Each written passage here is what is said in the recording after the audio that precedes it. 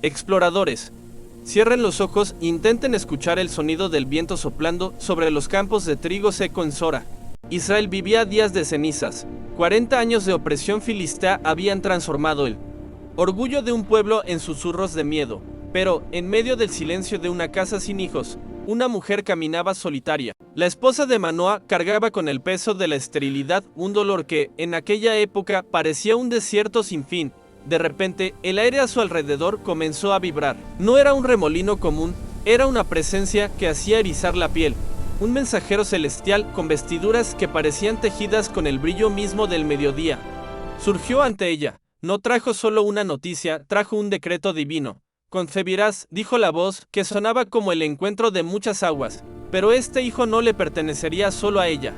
Sería un nazareo, alguien separado, consagrado desde el vientre. El ángel fue específico, nada de vino, nada de alimentos impuros y, sobre todo, ninguna navaja debía tocar su cabeza. El cabello no sería solo cabello. Sería el hilo conductor de una alianza inquebrantable. Cuando Manoah lo supo, tembló. Pidió que el ángel volviera, queriendo instrucciones sobre cómo educar a ese niño en promesa. Y el ángel volvió, subiendo al cielo en una columna de llamas ante sus ojos asombrados. En ese momento, la pareja entendió que lo que estaba por venir no era solo un hombre, sino un arma en las manos del Creador. El niño nació y recibió el nombre de Sansón, que significa pequeño sol.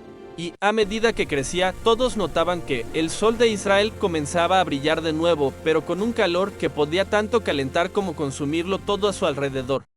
Su fuerza no era solo física, era una electricidad espiritual que se posaba sobre sus anchos hombros. El tiempo pasó y el pequeño sol se convirtió en un hombre de estatura imponente. Sus cabellos, trenzados en 7 largas mechas, se balanceaban como mantos de autoridad.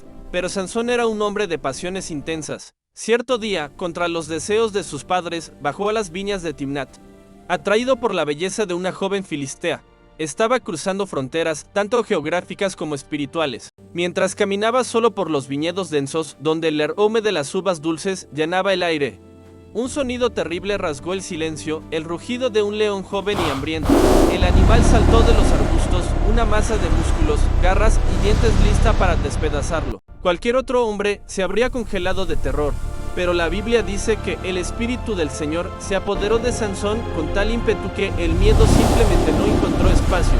Sin espada, sin lanza, sin escudo, solo sus manos desnudas, con una fuerza que desafiaba la biología, agarró a la fiera y la despedazó como si fuera un pequeño cabrito. No hubo esfuerzo aparente, solo la manifestación pura del poder de Dios. Sansón no le contó a nadie lo que pasó, limpió la sangre de sus manos y siguió su camino. Meses después, al pasar por el mismo lugar, encontró algo imposible. Dentro del cadáver del león, un enjambre de abejas había producido miel. Probó de aquella dulzura que venía de la muerte. Allí había una metáfora de su vida. Del fuerte salió dulzura, y del devorador salió comida. Pero Sansón comenzó a jugar con su secreto, transformando su experiencia sagrada en un enigma para sus enemigos. Estaba empezando a probar los límites de su consagración, olvidando que la miel más dulce puede volverse amarga si se cosecha fuera de la voluntad divina. La tensión entre Sansón y los filisteos escaló como un incendio forestal, tras ser traicionado en su banquete de bodas. El héroe de Israel se convirtió en la peor pesadilla de los opresores. En un acto de furia estratégica, capturó 300 zorras, las ató por las colas en parejas y colocó antorchas encendidas entre ellas. Sueltas en los campos de los filisteos, destruyeron cosechas, viñas y olivares. Era el caos absoluto. El perjuicio económico fue total y la furia de los filisteos se volvió contra el pueblo de Judá. Para evitar una guerra, 3,000 hombres de su propio pueblo fueron hasta Sansón, en la peña de Tam, para arrestarlo. Imaginen la escena, el libertador siendo entregado por sus propios hermanos. Sansón, por amor a su pueblo, permitió que lo ataran con cuerdas nuevas y fuertes. Pero, cuando los filisteos lo vieron atado y comenzaron a gritar en triunfo, el Espíritu del Señor descendió sobre él nuevamente. Las cuerdas gruesas en sus brazos se volvieron como hilos de lino quemado, deshaciéndose en cenizas. Mirando a su alrededor, no encontró una espada de bronce, sino algo humilde e improbable, una quijada de asno, aún fresca. Caída en el suelo, la empuñó como si fuera la hoja más afilada del mundo. Solo contra 1000 soldados armados, Sansón avanzó, el sonido del metal contra el hueso. Los gritos de pavor de los enemigos y el polvo subiendo al cielo marcaron aquella tarde. 1000 hombres cayeron ante uno solo.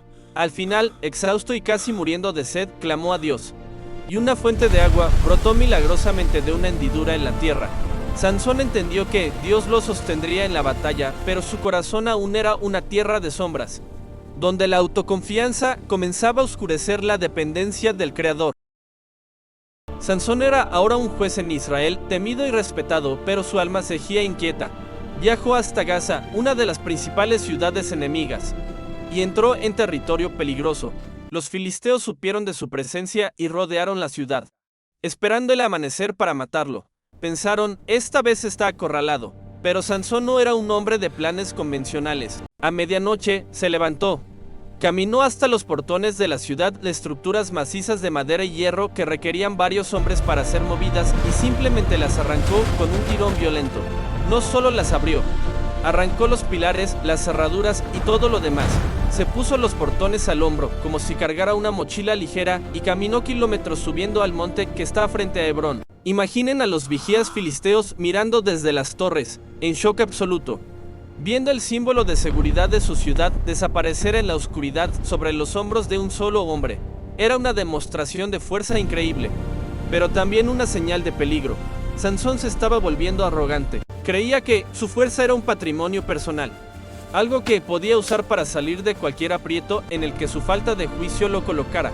Estaba jugando con la libertad que Dios le había dado. El hombre que arrancaba portones de ciudades no lograba arrancar de su corazón la inclinación hacia el peligro. Caminaba hacia el valle de Sorek, donde el verdadero enemigo no usaría espadas, sino palabras dulces y un regazo acogedor. El héroe que nadie lograba apresar físicamente estaba a punto de ser esposado por sus propios deseos. En el valle de Sorek vivía una mujer cuyo nombre resonaría por la eternidad como sinónimo de traición, Dalila. Sansón se enamoró perdidamente. Para los gobernantes filisteos, esta era la oportunidad de oro. Le ofrecieron una fortuna en monedas de plata para que descubriera el secreto de la fuerza de Sansón, y así comenzó un juego psicológico mortal. Dalila no usó fuerza física, usó la vulnerabilidad del afecto. Dime, mi amor, susurraba ella, que podría domarte. 3 veces Sansón jugó con ella. Dijo que si lo ataban con 7 mimbres frescos perdería la fuerza. Ella lo ató, llamó a los enemigos, y él los rompió como si fueran telarañas. Después habló de cuerdas nuevas y nuevamente las despedazó. Por último, dijo que si tejían sus 7 trenzas en un telar, sería vencido. Dalila lo hizo, y él despertó arrancando el telar del suelo con la fuerza de un toro. Pero con cada mentira, Sansón se acercaba más a la verdad. Estaba flirteando con el abismo. Dalila comenzó a usar el arma más poderosa, la culpa. ¿Cómo dices que me amas si no confías en mí?, repetía todos los días, importunando su alma hasta que él se cansó de muerte. Exploradores, el peligro de Sansón no era Dalila, era su propia complacencia. Creía que Dios nunca lo dejaría, sin importar cuánto respetara el pacto. Estaba a punto de entregar el tesoro que el ángel había anunciado años atrás a cambio de unos momentos de paz en un regazo que era, en realidad, una trampa. El momento fatídico llegó. Exhausto por la presión constante de Dalila, Sansón abrió todo su corazón. Confesó que era un nazareo, que el secreto no estaba en los músculos, sino en su consagración simbolizada por el cabello largo. Si mi cabello es cortado, dijo con la voz pesada, mi fuerza se retirará de mí. Dalila percibió que esta vez no estaba mintiendo. Lo hizo dormir en su regazo, un sueño profundo y trágico. Un hombre fue llamado. Una navaja fue afilada. El silencio de aquella sala era cortado solo por el sonido seco de las cuchillas pasando por los hilos gruesos y dorados. Uno a uno, los 7 mechones, símbolos de 20 años de victorias y del Espíritu de Dios, cayeron sin vida sobre la alfombra. El peso sobrenatural que cargaba fue removido, pero no como un alivio, sino como una pérdida catastrófica. Dalila gritó, Sansón, los filisteos vienen sobre ti. Se despertó de un salto pensando que sería como las otras veces.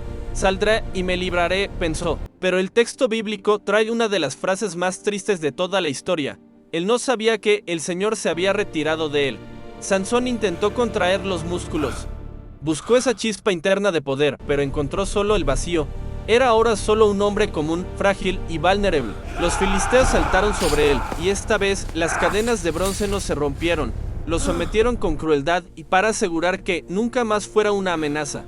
Le sacaron los ojos. La luz del pequeño sol fue apagada por la oscuridad de la desobediencia.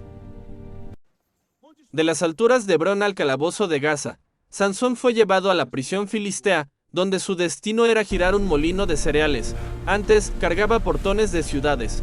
Ahora, cargaba el fardo de un esclavo, haciendo el trabajo que generalmente se destinaba a animales o a las mujeres más humildes de la época. El sonido del molino crujiendo era la banda sonora de su caída. Cada vuelta de aquella piedra enorme representaba un error cometido, una palabra no dicha, un voto roto. El héroe que antes era el terror de los ejércitos ahora era motivo de risa. Los soldados pasaban por su lado y le escupían. Lo pateaban y se burlaban del Dios de Israel que estaba caído. Pero, en la oscuridad total de la cejera, Sansón comenzó a ver cosas que nunca notó cuando tenía visión. Comenzó a ver su propia arrogancia en el silencio de la prisión. Lejos de los banquetes y de la gloria de las batallas, finalmente comenzó a hablar con Dios de verdad. No eran oraciones de quien exigía poder, sino de quien clamaba por misericordia. Y, mientras giraba el molino, algo silencioso y poderoso estaba sucediendo. Su cabello, la señal de su pacto, comenzó a crecer de nuevo. Con cada centímetro de cabello que surgía, una chispa de esperanza y arrepentimiento crecía en su alma. Los filisteos estaban tan distraídos con su triunfo que no notaron que el altar de Sansón estaba siendo reconstruido hilo a hilo. La misericordia de Dios es como ese cabello, crece incluso cuando creemos que todo está perdido, esperando solo el momento de una entrega total. Los 5 gobernantes de los filisteos decidieron hacer una celebración épica. Se reunieron en el gran templo de su dios, Dagón, para agradecer por la captura de Sansón. Nuestro Dios entregó en nuestras manos al destructor de nuestras tierras, gritaban entre tragos de vino y música alta. El templo estaba abarrotado, 3,000 personas solo en el techo, además de las que estaban dentro. Era el clímax del orgullo filisteo, en medio de la fiesta. Alguien tuvo una idea cruel: traigan a Sansón para que nos divierta. Y allí vino el gigante caído, tanteando las paredes, conducido por un joven muchacho. Fue colocado en el centro del templo, entre las 2 columnas principales que sostenían toda la estructura del techo. La multitud deliraba, le arrojaban comida, hacían chistes sobre su cejera y celebraban la derrota de Israel. Sansón permanecía en silencio, sintiendo el peso de la atmósfera cargada de idolatría. Le pidió al joven que lo guiaba: déjame tocar las columnas en las que el templo se apoya para que pueda descansar en ellas. El muchacho, sin saber que estaba sellando el destino de todos allí, lo guió hasta los pilares centrales. Sansón abrazó el mármol frío con sus brazos aún cicatrizados por las cadenas. En ese momento, el ruido de la fiesta parecía distante. Estaba en un santuario de dolor, preparándose para su acto final. Sabía que el fin estaba cerca, pero no quería morir como un esclavo, sino como un siervo que cumplió su misión. Sansón respiró hondo. Ya no tenía la arrogancia del pasado. Su oración fue profunda y desgarradora. Señor Dios, te ruego que te acuerdes de mí. Fortaléceme solo esta última vez, oh Dios, para que de una vez me vengue de los filisteos por mis 2 ojos. No pidió ser salvado, pidió ser usado. Se inclinó hacia adelante, poniendo todo su peso y la fuerza que el Espíritu de Dios soplaba nuevamente sobre él contra las columnas de soporte. Muera yo con los filisteos, gritó con una voz que silenció a la multitud por un breve segundo de terror. De repente, un estallido ensordecedor recorrió el templo. Las bases de las columnas comenzaron a ceder. El mármol se agrietó como vidrio bajo la presión imposible.